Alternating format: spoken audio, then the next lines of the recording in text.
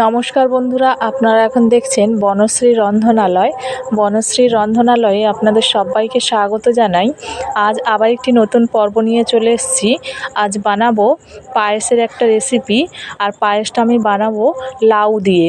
তাই জন্য আমি এখানে লাউ নিয়ে চলে এসেছি। একটা লাউয়ের 4 ভাগের 1 ভাগ আর 4 ভাগের 1 ভাগের হাফ ভাগ লাউ আমি এখানে ভালো করে ছুলে ধুয়ে নিয়ে চলে এসেছি। গোটা লাউটা ধুয়ে নিয়েছি, আর লাউটা একটু দানা ছাড়া কচি লাউ নিতে হবে, তাহলে পায়েসের রেসিপিটা ভালো হবে। আর এখন আমি একটা গ্রেটার নিয়ে চলে এসেছি। এই গ্রেটারের সাহায্যে লাউটা গ্রেট করে নেব, আর একদম মিহিভাবে গ্রেট করে নিতে হবে। একদম মিহিভাবে গ্রেট করে নিলে লাউয়ের পায়েসটা ভালো লাগবে খেতে। আর বেশি বড় বড় থাকলে ভালো লাগবে না, সেই জন্য একদম মিহি করে গ্রেট করে নিতে হবে লাউগুলো। আর দেখতেই পাচ্ছেন আমি এখানে একটা ছোট গ্রেটার নিয়ে চলে এসেছি। সেই গ্রেটার দিয়ে লাউটা গ্রেট করে নিচ্ছি। এভাবে সমস্ত লাউটা গ্রেট করে নেব।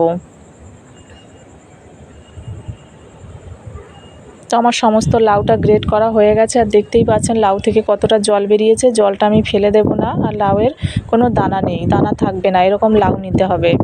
আর এদিকে আমি 500 ml দুধ ভালোভাবে ফুটিয়ে নিচ্ছি। দুধটা এদিকে ফুটতে থাকুক। আমি এদিকে একটা কড়াই বসিয়ে দিয়েছি। কড়াই গরম হয়ে গেছে। এখন কড়াইয়ের মধ্যে আমি একটা এই যে বড় সাইজের চামচ দেখতেই পাচ্ছেন, এরকম চামচের 2 চামচ ঘি দিয়ে দিচ্ছি কড়াইয়ের মধ্যে। ঘিটা একটু বেশি পরিমাণে লাগবে, যেহেতু লাউয়ের পায়েস।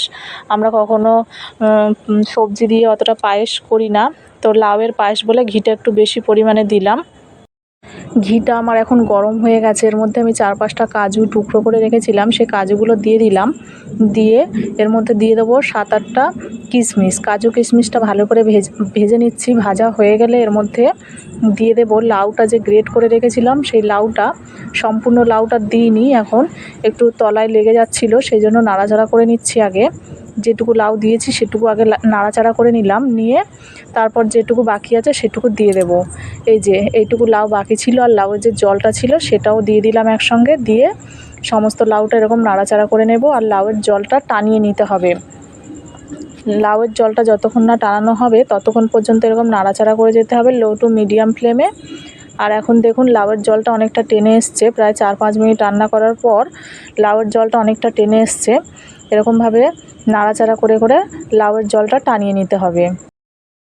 এখন দেখতেই পাচ্ছেন আমার লাউয়ের জলটা অনেকটা টেনে গেছে, আর এখন একটু ঘিয়ের গন্ধ ছেড়েছে, আর লাউয়ের কাঁচা গন্ধটা কেটে গেছে। এখনই বুঝতে হবে যে আমার লাউটা ভাজা কমপ্লিট হয়ে গেছে। তো এখন ওই জন্য আমি যে দুধটা আগের থেকে ফুটিয়ে রেখেছিলাম সেই দুধটা দিয়ে দিলাম। সম্পূর্ণ দুধটা দিয়ে দেব। 500 ml দুধ আমি ফুটিয়ে রেখেছিলাম ভালো করে, সেটা দিয়ে দিলাম। দিয়ে একটু নাড়াচাড়া করে দিচ্ছি।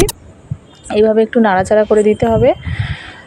আর চ্যানেলে যদি কোনো বন্ধু নতুন হয়ে থাকেন তো চ্যানেলটা সাবস্ক্রাইব করে রাখার অনুরোধ রইল, আর পাশে থাকা বেল আইকনটিও প্রেস করে দেবেন পরবর্তী নোটিফিকেশান পাওয়ার জন্য। আর এই যে দেখুন আমার পায়েসটা অনেকটা হয়ে এসছে, আর এর মধ্যে আমি 3 চামচ চিনি দিয়ে দিয়েছি। চামচটা একটু বড় সাইজের চামচ। আপনারা যে যেরকম পরিমাপের মিষ্টি খেতে চান সেরকম পরিমাপের চিনি ব্যবহার করবেন। আর লাউটা যেহেতু মিষ্টি, দুধটাও মিষ্টি, সেই জন্য আমি অল্প পরিমাণ চিনি ব্যবহার করেছি। আর এখন দেখুন আমার পায়েসটা রেডি হয়ে এসছে, প্রায় ঘন হয়ে গেছে, দেখতেই পাচ্ছেন পায়েসের আকার নিয়ে নিয়েছে। তাই আমি গ্যাসের ফ্লেমটা অফ করে দিলাম। এই যে দেখুন পায়েসটা এখন আমি একটা সার্ভিং প্লেটে তুলে নিচ্ছি।